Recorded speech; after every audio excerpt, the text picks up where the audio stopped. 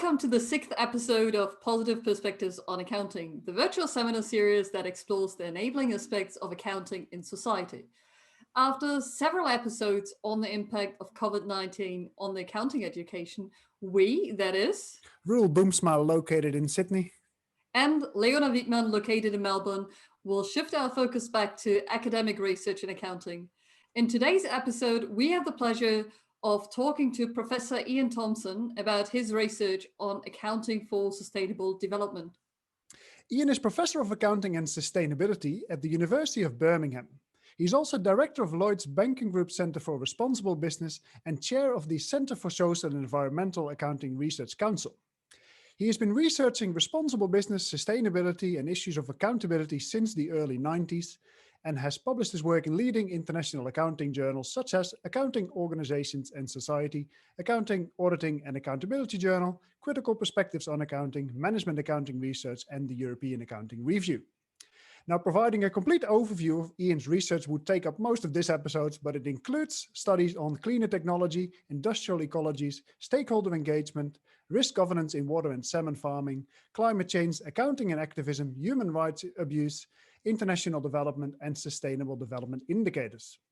In today's episode, we will talk to Ian about his current research on the Sustainable Development Goals, or SDGs.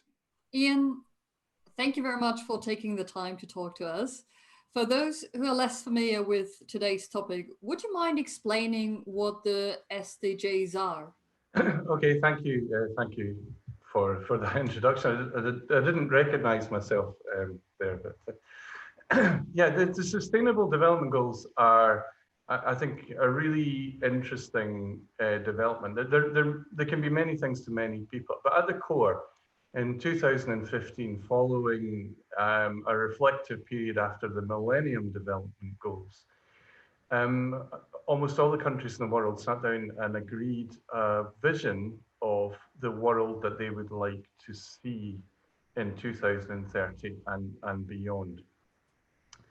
And what they tried to do was to try and break it down into the essential attributes of what a society could be that actually sort of like has social justice, equity, ecological sustainability, resilient systems, and cooperation to do this. So what to do that, rather than go for some of the esoteric languages, they broke it down into 17 goals. Don't ask why there's 17. I've tried to find out why there's 17. It makes it really difficult to divide up into anything. It's a kind of prime number, but 17 goals, 17 aspirations that are there. Interesting because they're 17 goals, but they're also connected. So they provide almost like an aspiration for which we can work towards. They're very difficult to disagree with. Things like no poverty, zero hunger, kind of flourishing life on land, reduce inequalities. So they're a very powerful political statement of what can be achieved. They're subsequently broken down into targets and indicators.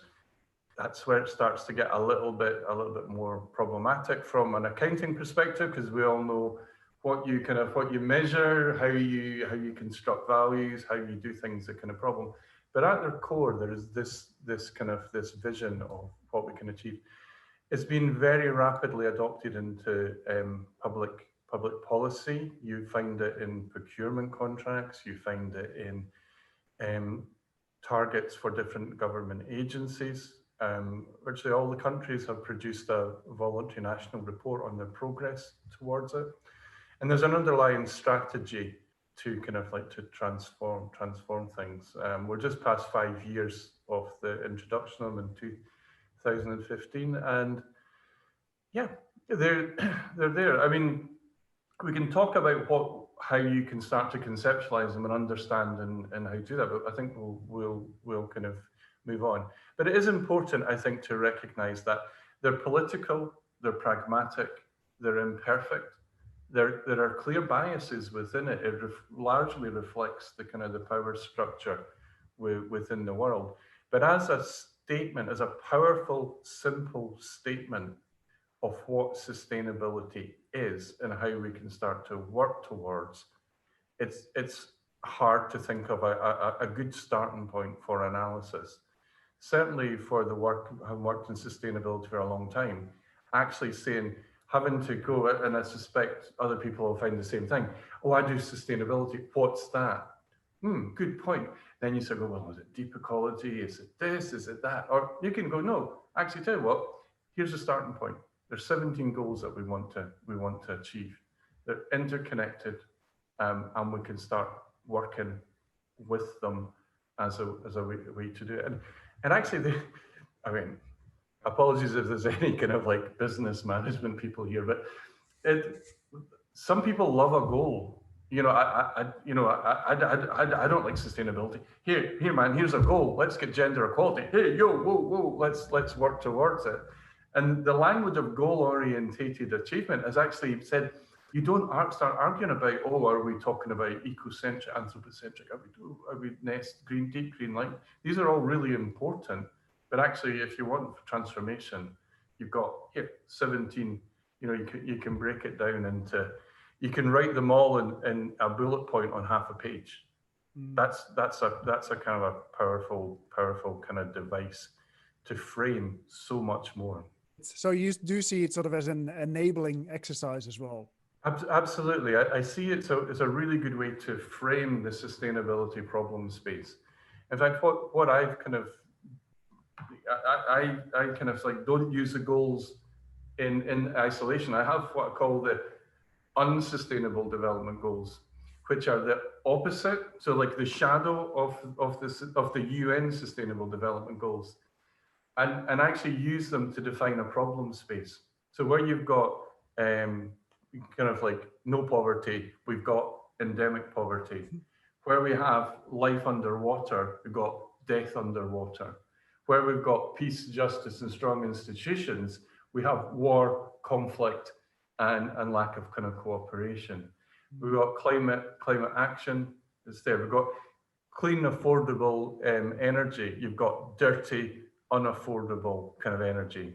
So I see them as so I don't use them themselves to frame. I use the kind of like the unsustainable development goals, which is what we're really good at doing.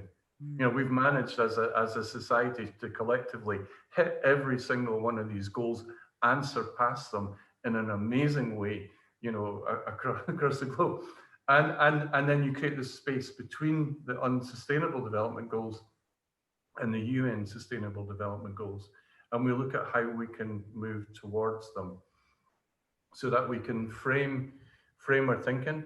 I also find them really useful as a multiple criteria kind of device to evaluate things, because what's good now? So a good project, so even some of the low carbon technologies could actually be really disastrous. So some of the things, some of the battery technologies are incredibly destructive for places in Africa, where you've got child laborers working in mines that are, kind of like no health and safety, mass destruction of the ecosystem, pollution of water, kind of stuff like that. But from a sustainable development goals, actually, you know what, we've got 17 criteria, so we can sort of say, yeah, it scores well on the kind of like the reducing the carbon, but actually responsible production consumption, it's a disaster. Safe, sustainable community, it's a disaster. Decent work, it's a disaster.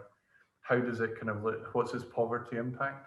So it gives us as you said, a kind of a frame to do many different things, and avoids the disastrous trade-offs that we've actually done. So our thinking has been very much about trade-offs. So we trade economic for social, we trade social for environmental for economic. What it actually does is says, no, it's not really about these trade-offs as such. It's about looking at the whole profile of decisions. And Ian, you mentioned that you have these sort of shadow side unsustainable development goals. How does accounting then sort of facilitate or help in achieving these sustainable development goals? Yeah, well, there's I think there's lots of ways. And part of what I think we've got to do with sustainable development goals is think about the way either the theories of change, the levers of change, the way in which these things, how decisions are made, critical decisions that are made, and in particular the way in which our evidence and knowledge comes into play.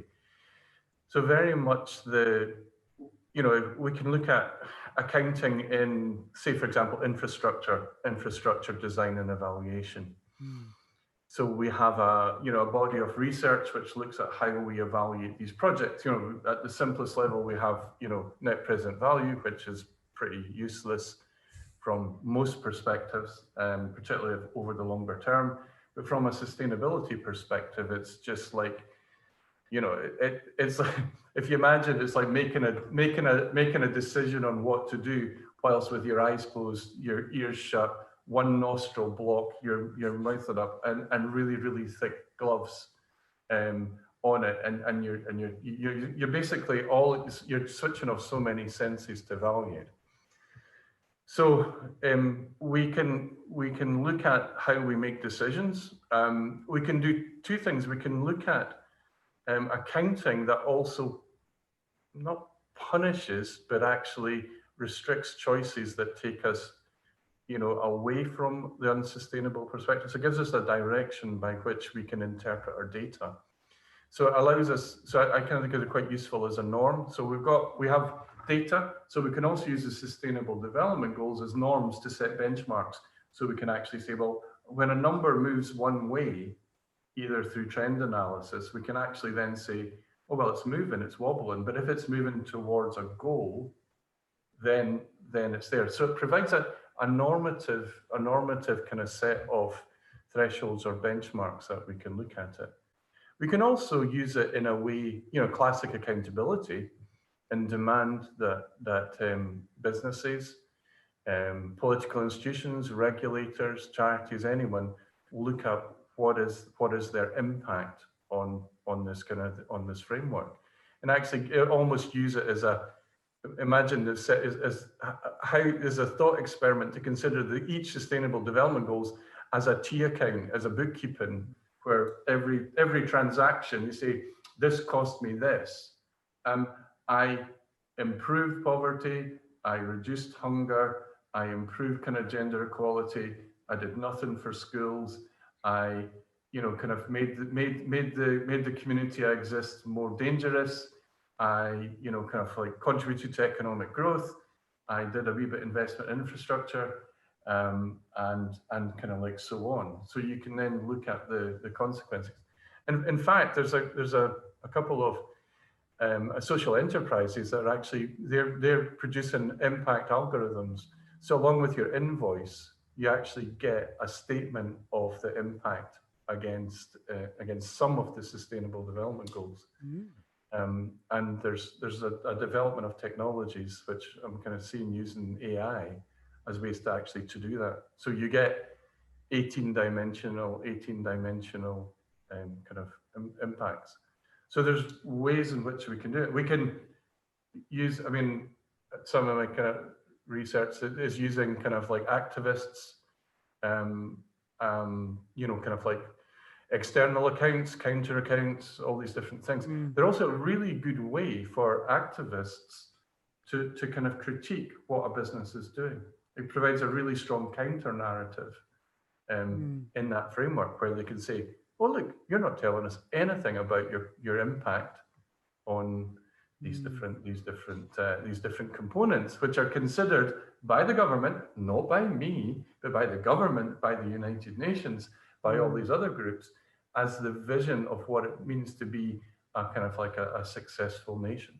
And taking you back to the example you provided about the T accounts, would you then also suggest that you not only look at increases, so let's say a debit to an asset in, let's say, education or health, but also look at the decreases where organizations may have had a negative effect? Because often the NGO reports that people read, same with sustainability reports, it often focuses on the positive direct effects, while there might be less attention to the negative and indirect effects.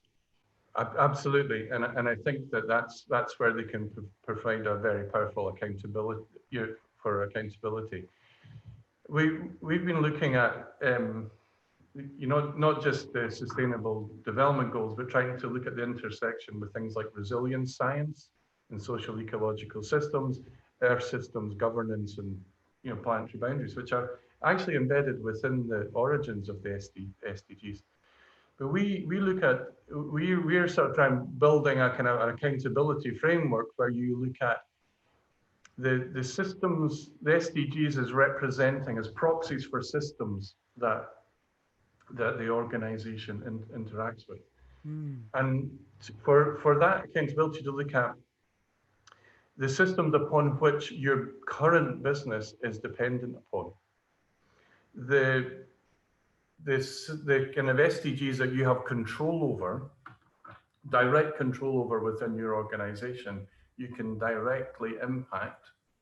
So universities, we hopefully we impact on education. Hopefully we do other things as well. Inequalities and stuff like that. But also identify where you have a positive contribution to these systems and a negative impact. So these 4 sets of relationships to actually start to look at it. And it is interesting that where the current accountability, we've done some kind of experimentation and trying this. The dependency is an area where people are just like going, oh no, we're happily we don't, the climate doesn't affect us, does it? No, it doesn't affect us.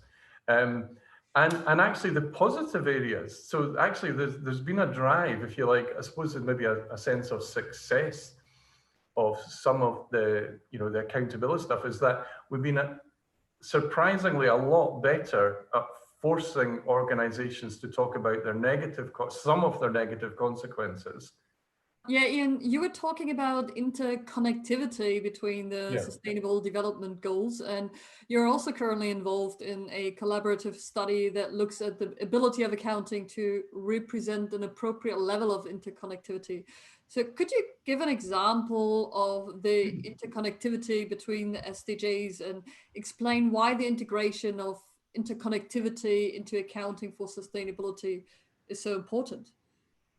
Yeah, absolutely. I think if we look at, as I was kind of talking about before, we need to understand the relationships that if we're doing any form of accounting, we need to look at I think the relationships and the interconnections that we have with different kind of like systems. And in many ways that it's about so if, kind of when you're sitting, you're kind of, as a business, you are simultaneously engaging in different kind of settings. So you've maybe got your production, you've got your supply chain, you have the weather outside, you have the buildings within you. You exist within the infrastructure, how you get things in and out, how people are sort of like connected to it. And when we look at when we're trying to kind of analyze something, we need to look at the coexistence of these different things. And the idea that we, at any point in time, we're sitting in the intersections of different systems.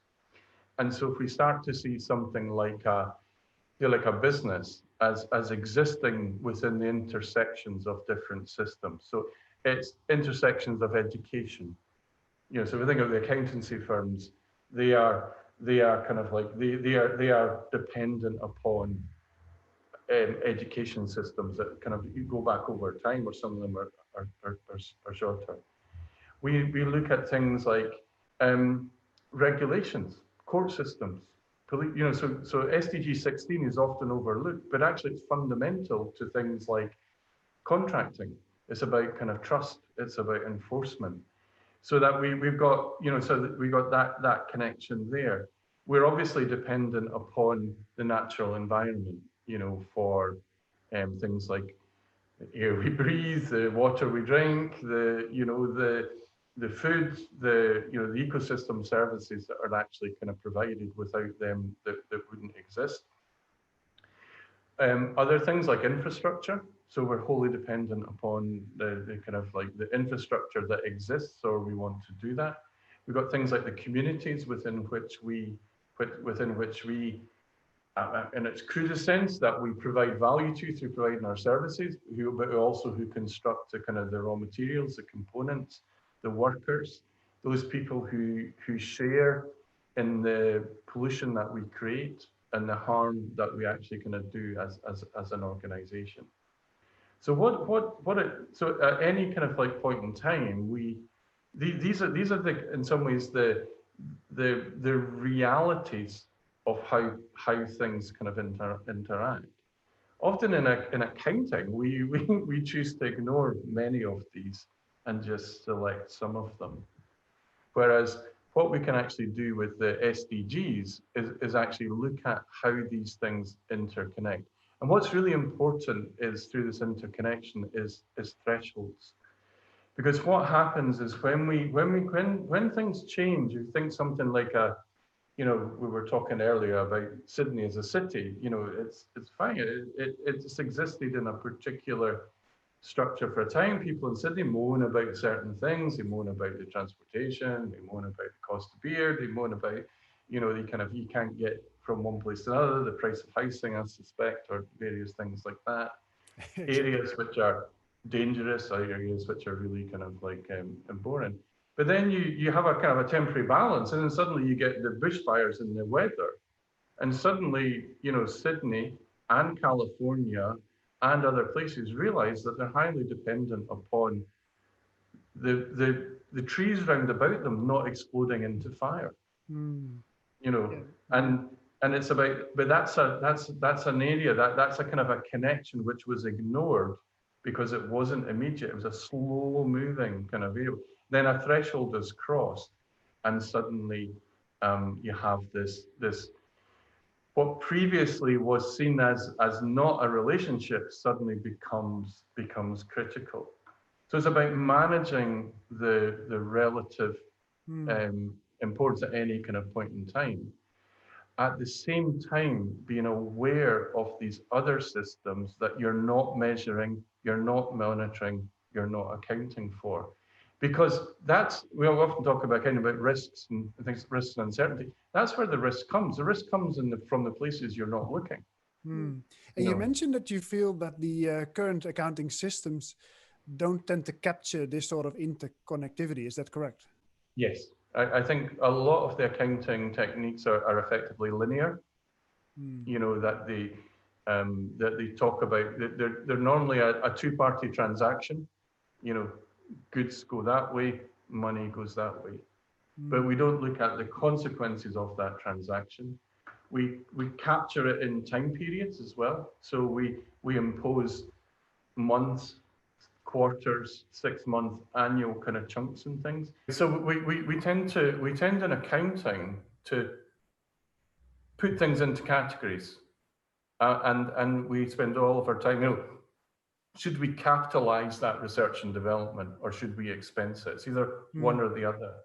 So we're very kind of binary, and then we also we don't look at these connections, and particularly we don't look at consequences.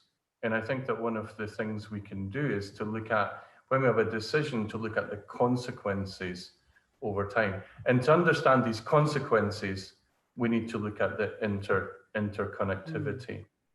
And particularly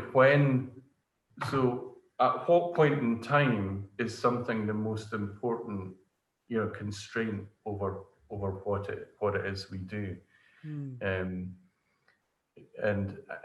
I think there's some other work. So I've been one of the things I've been trying to do recently and getting somewhere is to look at the coexistence of different states of systems. Not going into massive details, but if you imagine that you have say your climate performance is really good, what are the rest of the systems like in that situation? Or you focus on something like alleviating poverty, So you can be good at kind of alleviating poverty. What are the possibility of these other kind of like states that in existence, or when things are really bad? And one of the interesting thing that's just popped out, and it was just yesterday, is that when we look at systems that or goals that are not being achieved, that are in a bad state, it's more likely to predict more other states that are actually in existence.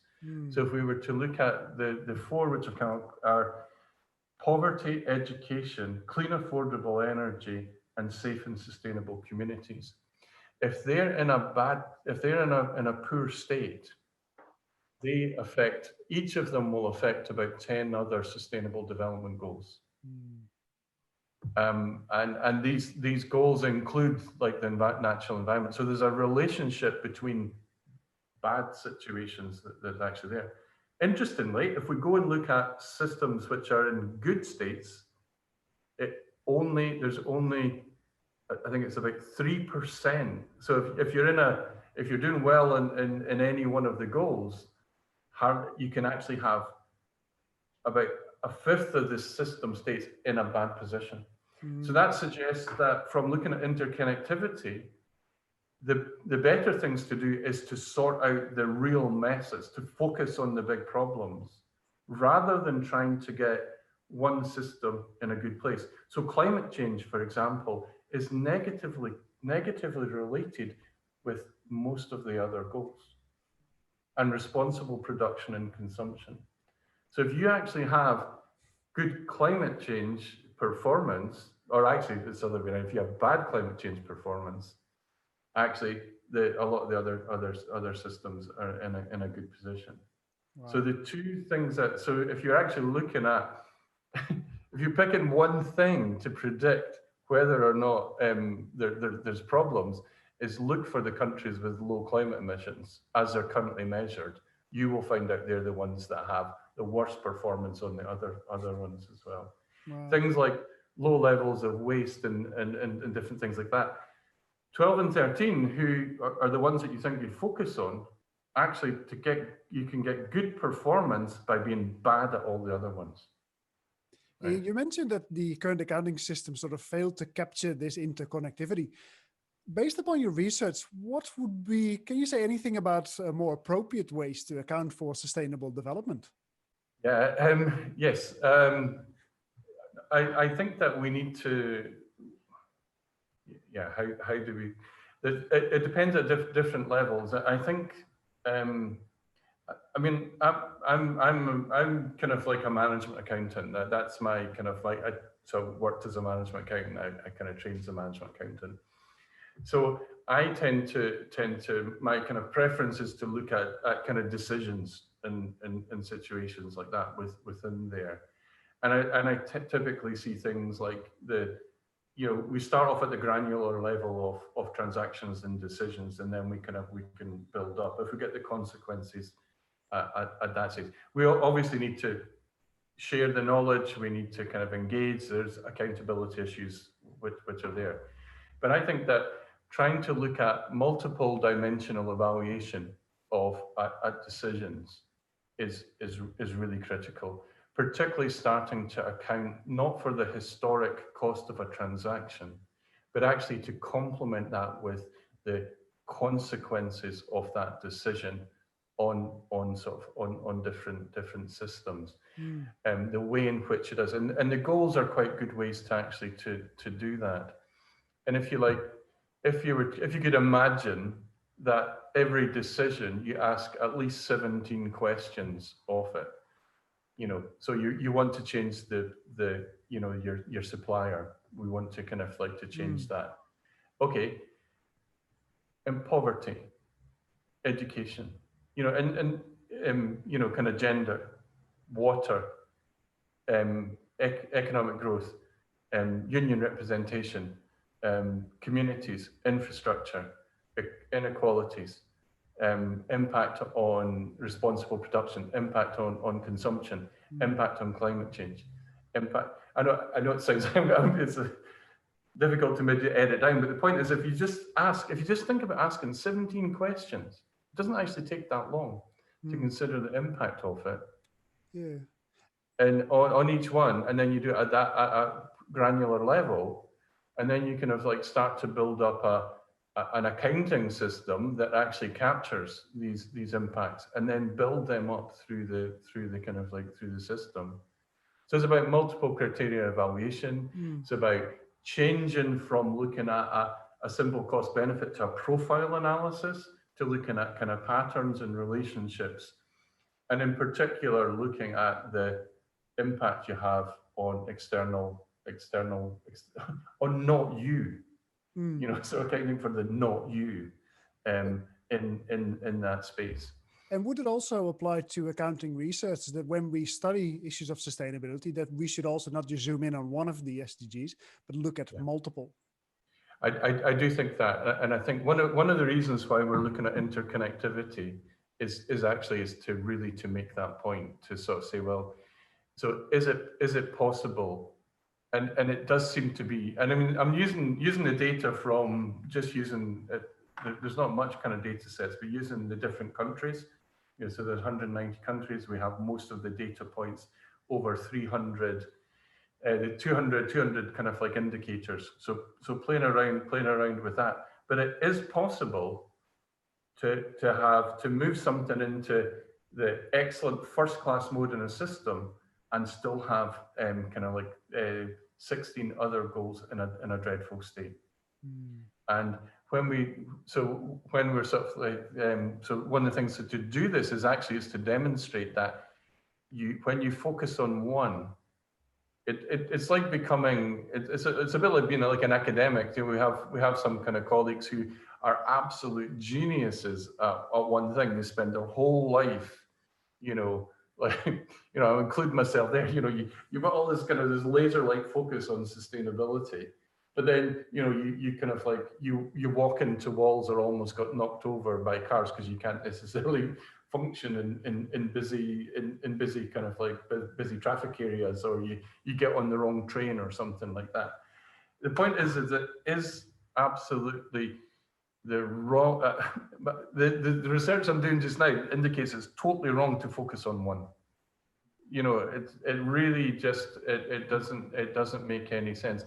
And even two, even three, it's a little bit more difficult. I'm going to have to reach out to some other kind of scholars and disciplines to see this, but it does look like that.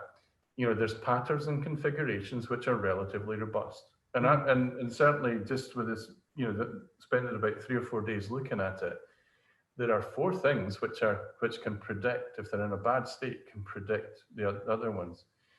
But it's not that you then focus on that, because if you just focus on education, you're not necessarily going. So it's trying to understand that what's the essential configuration. The Stockholm Resilience Centre, it's worth looking at their website. They have a kind of a wedding cake type structure where they have 3 tiers. So they've got the kind of environmental, the kind of business, and then the kind of social in different tiers. And that's a way of actually trying to find a set of dependencies. And it's a very useful way to actually to do things. But we're also finding other relationships and other interconnections.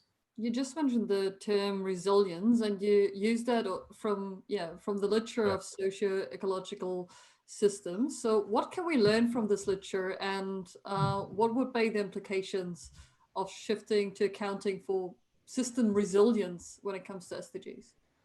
There's quite a lot. There's some really good material on resilience, and in fact it's particularly kind of important for sustainability, because it's a form of governance. It's a norm of kind of how you work out whether something is working or not. For me, the resilience is framed.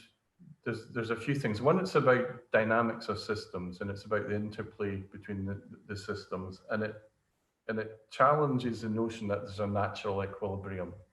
Actually, it basically said that things are kind of like dynamic, and these things, anything that looks like it's stable is only temporary, and you're not looking in the right places.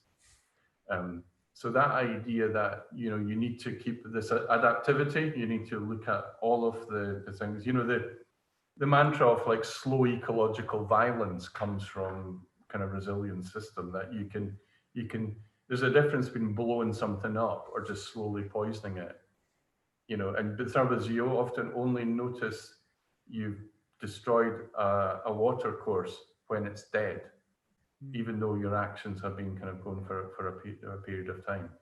So resilience tells us to look at these slow kind of invisible, that kind of like that, you know, often the ecological and social violence that are enacted upon systems. So resilience gives us different ideas on how we can help understand the relationships.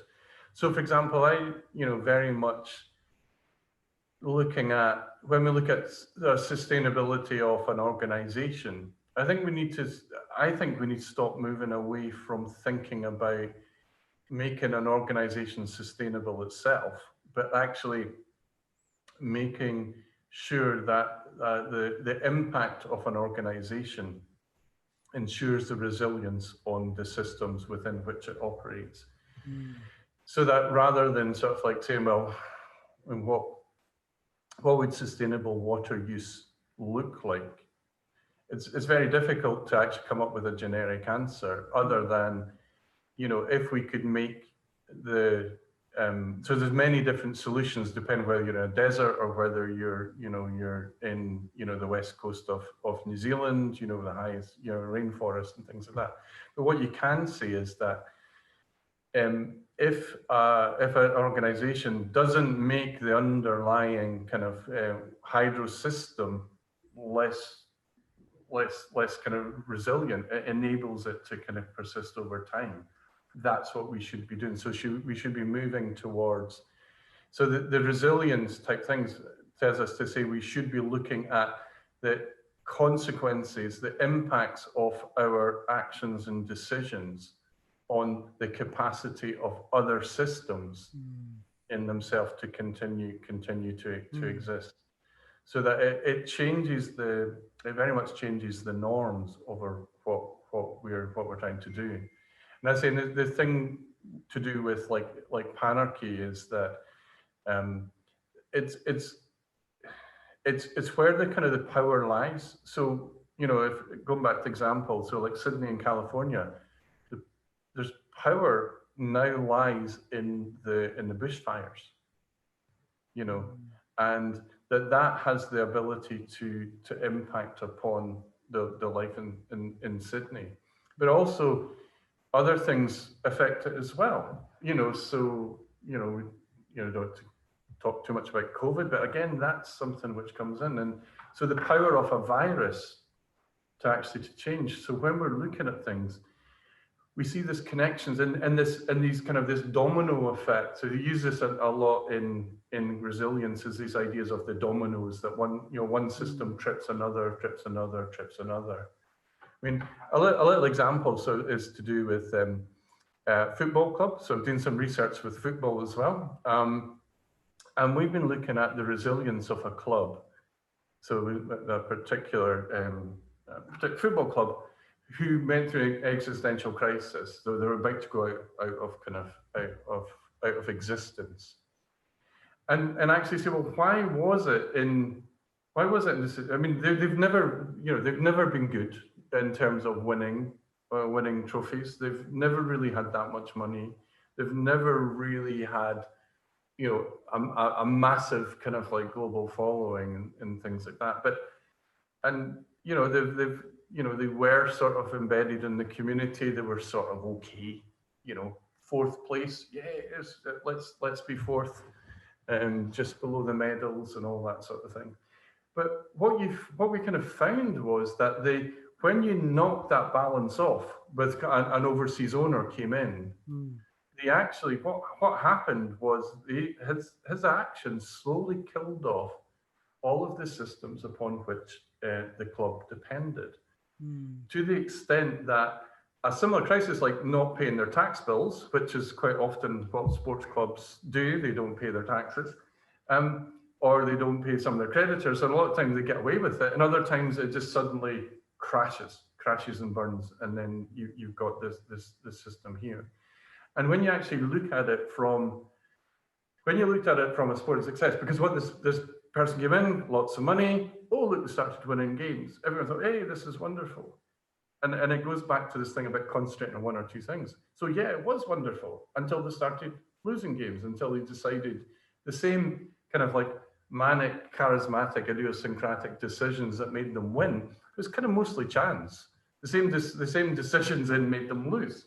But then once you got rid of the residual ability of people to cope with it, so the fans stopped going to the games, the community started complaining about the fans on a Saturday making a noise, that the pubs then started concerned, the police then came, you had this kind of this knock-on effect, which then led to a situation where it kind of like, there was a crisis. And then they then said, well, how do we save this? Do we get another mad, really rich owner to come in, which would only have accentuated the irresilience of it, and say, well, what made it work? It was the community roots. It was the kind of the goodwill. It was people coming to the game. It was people not complaining. And so they started up and they established a mutual kind of fund, fan-owned, not-for-profit type of kind of institution, which has actually been working on the resilience, not so much on they obviously need to stop in the club, but they've just been relegated again. They've just been relegated, but actually they're making a profit. They're financially secure. So the same triggers that happened meant that they can survive because they've focused on resilience and looking upon what they depend, identifying the people who are benefiting from them and the people who are negative, and managing those relationships. And that, if you like, is to me is the big change that resilience brings. There's also some really good tools in there.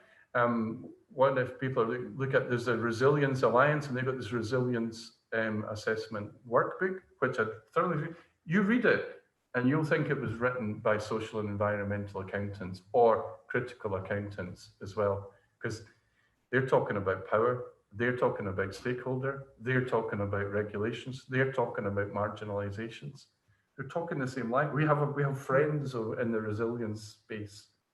We should go talk to them, learn from them, and they can all learn from us, because some of their accounting and accountability stuff, you go, oh no, they've that's wrong. That's not how you measure that. It's not as simple as that. We have much to give, as if you like, in terms of our research to build a kind of a mutual kind of beneficial stuff. We understand things like accountability in different ways than a scientist or an engineer does. We have that stuff there. So there's a really interesting synergy to develop there. In drawing on that, what suggestions would you then have for accounting researchers in this field? I often think that one of the problems is that we don't understand what we're accounting for. Okay, that we're very quick to pull from our past knowledge of, oh, a budget. Budget's good. You look at climate change. You've got the kind of the climate budget. We've got the carbon. We've got these techniques, and often what we tend to, if you like, if we have something, we look for things that we're comfortable with, and then we try and retrofit them or put them into these systems to solve problems. I think there's another way of doing things. There's some good. There's actually it's quite a good technique. I mean, I think there are this adaptability, but I also think other people should look at, what is it we're accounting for? What is it that we're there? I mean, I remember one of the very first experience as an actual accountant was I was kind of sitting there, and I just started. I'd just been in there for about 6 months, and I was sitting surrounded by these files, and this kind of old grizzly accountant kind of slouched past, going out for a cigarette break. He said, "What are you doing?" I said, "Well, I'm trying to redo the costs for. I've been asked to redo the costs for hospital tests, like blood tests and things like that." And he said, "So what are you doing?" I said, "Well, I'm looking at the other ones." He said, "Do you not think about going across to lab?" And I went, that's genius. That is genuine genius. There I was. I'd never had, I'd had my blood taken a couple of times, and things. I had no idea what they did, but I was confident enough to sit and think I can look at old files of that accountants have done and redo the costs for a lab. When all I had to do was get out, walk across, have a look at the lab, find out what they did, how they did the test, talk to the experts, talk to the people, and find out what they actually do. I was using stuff that was 10 years out of date. You imagine 10 years in the technology in blood testing, and there's no relevance at all. And that for me is always stuck with it. What is it you're trying to account for? And look at it. So if we're looking at climate change, if we're looking at water, go find out about water. If we're looking at biodiversity, and I think you often find that the best research, often the seminal papers are people who've done that. They've actually gone. They're not just looking at the theory. They've gone out and found it, and they've got the insights from looking at what it is. This idea of like pre-study domain knowledge is really important to actually to do this, and how we can be looking at kind of environmental governance without having knowledge or collaborating with people who are it's their obsession. It's they've invested we often think, okay, I know what I'll do. I'll read a book on ecosystems, and that'll be enough for me to kind of like to design brand new stuff. When you could actually, and one of the joys of working in universities is you can wander across, you can pick up the phone, you can email, you can hang around workshops, and you can talk to maybe 10 people who've studied it for about 40 years each. And you've got like about 400 years of knowledge there. Some of it might be rubbish, some of it might be nonsense, but you can actually do that. So I think the big thing is domain knowledge, pre-study before you actually try and do things, understand the thing, and we can then design the accountability that fits that situation rather than impose or colonize. Yeah, Ian, thank you so much for sharing your insights. It was a pleasure to talk to you about your current research. We hope that you enjoyed the episode on accounting for sustainability. Thanks for tuning in. We hope to see you again in future episodes on accounting research. Happy accounting, everyone. Happy accounting. Thank you.